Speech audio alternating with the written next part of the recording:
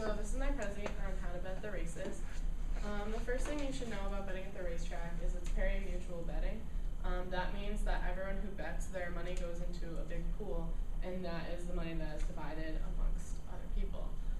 One thing about this pool is the racetrack itself takes a servicing fee out of it, usually between 15 and 20% of the bet that you would win, and also the government takes a percentage out of it too. So you don't get back your full amount. So some factors to take into consideration when you're betting on horse races are the trainers. The trainer is involved in every aspect of the horse, between scheduling its races, picking the jockey, scheduling its training workouts. So the trainer has a big influence on the horse's performance. Another thing is the post position. As you can see, the numbers at the top of the gate from 1 to 9, skipping number 2. Normally it doesn't skip number 2, but those are the post positions. The lowest number, number 1, is on the inside rail of the track. This is obviously preferable because the inside of the rail, you have less ground to cover since it's an oval-shaped track.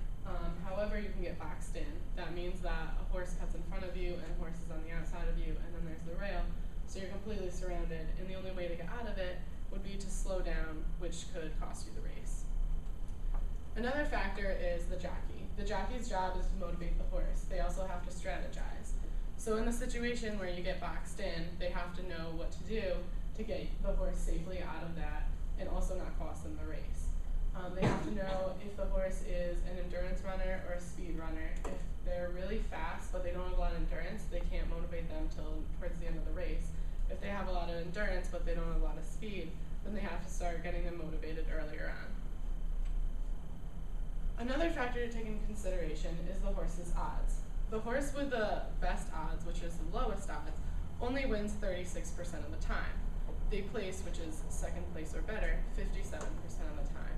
And they show, which is third place or better, 71% of the time. So this shows that the horse with the lowest and best odds doesn't always win. Okay, how do you interpret the odds? Say the odds are 7 to 1. That means the horse has a 1 in 8 chance of winning. These are predicted odds. They're based off of the bettors, so that's why they're predicted. It's the bettor's anticipation of how the horse is going to perform. Okay, so when you're going to place a bet, this is how you're going to work. You're going to say the number of the race you want to bet on. Usually there could be about 11 or 12 races a day. Second, you're going to say the amount you want to wager. The standard minimum is $2. Certain racetracks like Saratoga in New York has a $1 minimum, but you would only get half of what the odds say you'll get. So to get the full amount of your odds, you're going to have to bet $2 minimum. Third, you're going to say the type of bet you want to make. This is win, place, show, and there's other ones which I'm going to describe to you in just a minute.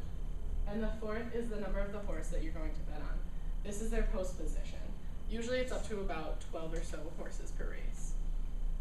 Okay, and this is a picture of the betting window where you would place your bet. There's the tellers behind it and then the lines of people. So you would go up to them and phrase your bet to them. Okay, some of the types of bet. Winning is if you're choosing the horse that's obviously going to win. Place is the horse that will get second or better, but if the horse wins and you just put them to place, you're not going to get a full payoff.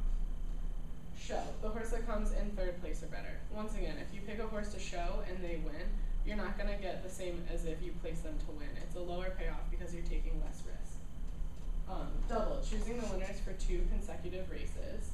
Quinilla, choosing the horses that come in first and second in any order of the same race. Exacta, picking the horses that come in first and second in the exact order. And the trifecta is picking first, second, and third in the exact order. And the superfecta is first, second, third, and fourth. As the bets get more risky, there's a lot higher payoff, but your odds of winning are significantly lower. Okay, so the race that I'm going to have you guys bet on today to practice is the Breeders' Cup. It's 1.25 miles long, which is pretty long for a horse race, and it's for 3-year-olds and up, so they're pretty much at the prime of their racing career. And the winning purse is $5 million. This isn't for the bettors, this is for the people that own the horse and train the horse. So these are the horses and their trainers and post positions and jockeys. So you guys can take a look at this. I'm going to come back to it in a minute so you don't have to write down your bet now. But these are the horses I'm going to have you place your fake bet on your note card. And then we're gonna watch the race, and as people win, we have candy as a prize. So this is the first horse. This horse is Go Between, and it's post position 1. This horse is post position 2, Casino Drive. This horse is post position 3, Tiago. This is post position 4, Duke of Marmalade. This is post position 5, Henry the Navigator. This is number 6, Smooth Air. This is number 7, Student Council. This is number 8, Ravens Pass. This is number 9, Curlin. This is number 10, Fairbanks. This is number 11, Colonel John. And this is number 12, Champs Ulysses. So, this is just a reminder on how you're going to word your bet. For the race number, you're going to put number 1, and the wager, you're just going to put $2. I'm just going to have you guys do a standard minimum. And then I'm going to go back to the horses and their positions and everything so that you can look at their odds and have a few seconds to pick your horse.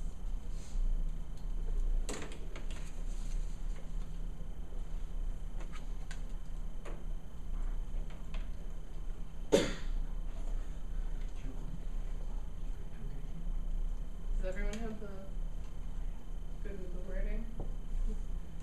So, I think you guys can have a few seconds to pick, and then we're going to watch the race. And I know my speech is longer than normal.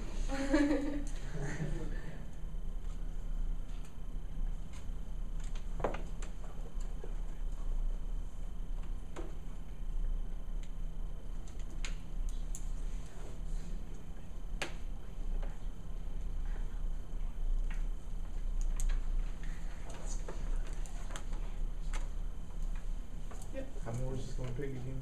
Just one. You're just gonna do like win, place, or show, preferably. I mean, you can go bigger if you want. I don't know if that's candy. You can get real payoff for that.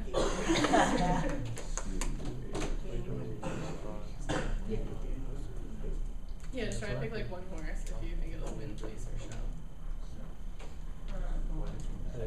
Is everyone all set? Did everyone pick a horse? Okay. Can you help me collect the card? Alright, I'm gonna collect the cards so you guys watch the race. All set for the $5 million Breeders' Cup Classic. Gates open, fields sent on their way to the roar of the Saturday crowd. Go Between broke beautifully on the inside, but Casino Drive now going up to leader. Fairbanks and the red cap is in the center of the track showing speed, and Duke of Marmalade, dark colours right behind them. Then it's Smooth Air, Colonel John in the white cap forced to go a little wide. Henry the Navigator is racing back in 76 lengths off the leaders, and here's Curlin. Gold colours now, he's got 4 horses behind him. Curlin very comfortable, but he's a good 7 lengths off the leaders. Then it's Student Council, Ravens Pass, Tiago is back second last, and Champs-Élysées can take the trail 15 off the leaders. Past the 7-8 they go. Victor Espinosa has Casino Drive. Just at a steady pace here. He's not flying. He's in front of lane. Fairbanks tracks in second. Go Between has taken a beautiful hold in third. Long lane. Go Between looking nice in the third spot. Now alongside of him comes Duke of Marmalade.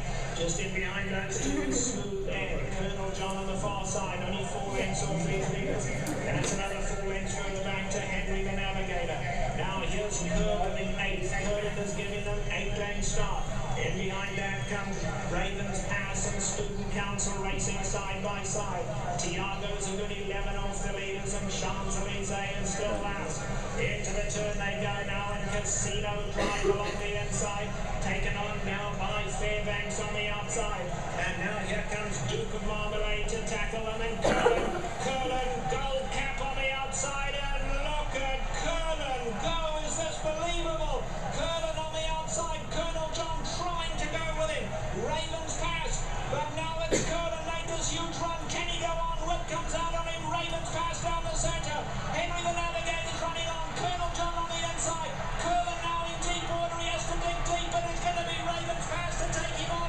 Along the inside, Henry the Navigator is coming home gamely as well. But it's going to be Ravens Pass to win it. Ravens Pass and Frankie Tony have won the classic. It'll be Henry the Navigator second. Tiago ran on left to be in a third with Curlin. Okay, so I have candy. I'm gonna give out to the winners. And if there's extra, we'll get candy. Alright, I think she deserves deserves a round of applause.